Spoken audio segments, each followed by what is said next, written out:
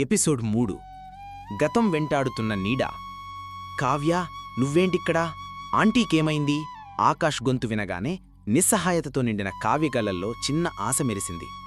ఆకాష్ రిషికి కేవలం స్నేహితుడే కాదు, ఈ హాస్పిటల్లో ఒక ప్రముఖ కార్డియాలజిస్టు కూడా.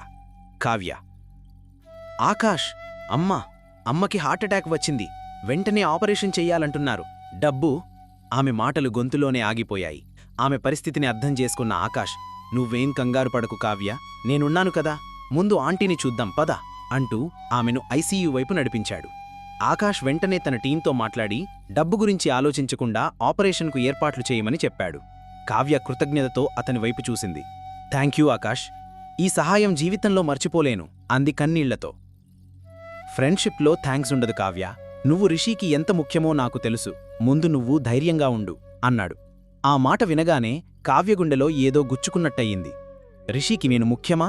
ఇప్పుడు నన్ను చూస్తేనే అసహించుకుంటున్నాడు కదా అని మనసులోనే అనుకుంది. మరోవైపు కారు డ్రైవ్ చేస్తూ హాస్పిటల్ వైపు వస్తున్న రిషి మనసులో సంఘర్షణ మొదలైంది.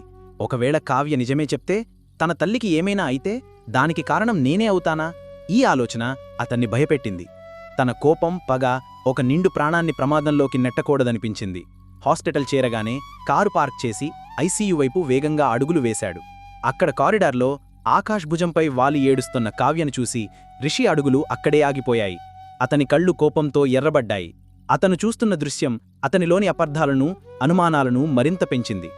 5 ఏళ్ల క్రితం జరిగిన సంఘటనలు కళ్ల ముందు కదలారాయి. ఆ రోజు రిషి, కావ్యాల పెళ్లికి అన్నీ సిద్ధమయ్యాయి.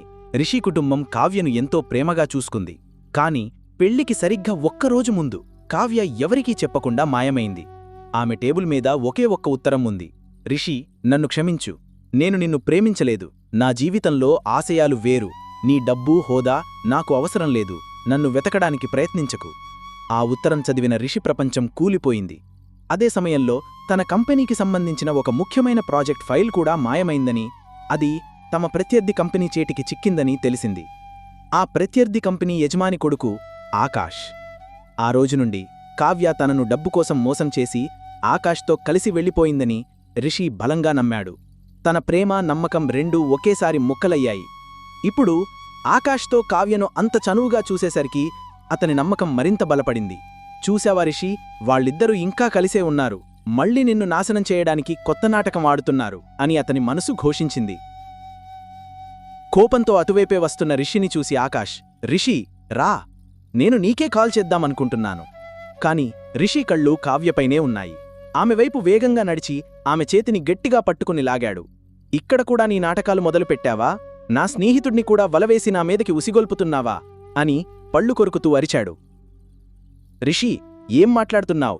తను చాలా కంగారుగా ఉంది, ఆంటీకి సీరియస్గా ఉంది అని ఆకాష్ అడ్డుకోబోయాడు. నువ్వు నోరు మూయి ఆకాష్, నీ గురించి నాకు తెలియదనుకున్నావా? మీరిద్దరూ కలిసి నా జీవితాన్ని ఏం చేశారో నాకు తెలుసు అంటూ కావ్యను గోడకేదిమిపెట్టాడు. చెప్పు, ఈసారి ఏం ప్లాన్ చేశావు? నాశనం చేయడానికి నా దగ్గరింకా ఏం మిగిలింది?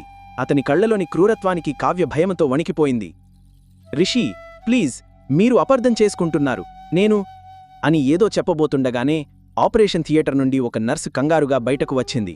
డాక్టర్ ఆకాష్, పేషెంట్ కండిషన్ చాలా క్రిటికల్ అవుతోంది, హార్ట్బీట్ పడిపోతోంది, తనకి అర్జెంటుగా O- బ్లడ్ కావాలి, హాస్పిటల్ బ్లడ్ బ్యాంక్లో స్టాక్ లేదు. ఆ మాట వినగానే ఆకాష్, కావ్య ఇద్దరూ షాక్ అయ్యారు. O- చాలా అరుదైన బ్లడ్ గ్రూప్. అప్పుడు రిషి ప్రశాంతంగా కాని గొంతులో ఎంతో విషాన్ని నింపుకొని అన్నాడు, నాది O- బ్లడ్ గ్రూప్. ఆ మాట వినగానే కావ్య కళ్లల్లో ఆశ మెరిసింది. ఆమె రిషి వైపు చూస్తూ, రిషి ప్లీజ్, మా అమ్మను కాపాడు, నీకు పుణ్యముంటుంది అని వేడుకుంది. రిషి ఆమె కళ్లల్లో సూటిగా చూస్తూ ఒక క్రూరమైన నవ్వు నవ్వాడు. నీ తెల్లెను కాపాడాలా? కాపాడుతాను, కాని ఒక షరతు. నా జీవితాంతం నువ్వు నా కాళ్ల దగ్గర బానిసలా పడి ఉండాలి, నేను చెప్పిందే చెయ్యాలి, నేను గీసిన గీత దాటకూడదు, నా పగ తీరే వరకు నువ్వు నా దగ్గర నరకం అనుభవించాలి. ఈ షరతుకు ఒప్పుకుంటేనే నా రక్తం నీ తల్లికి. చెప్పు, ఒప్పుకుంటావా? కావ్య ఏం సమాధానం చెప్తుంది?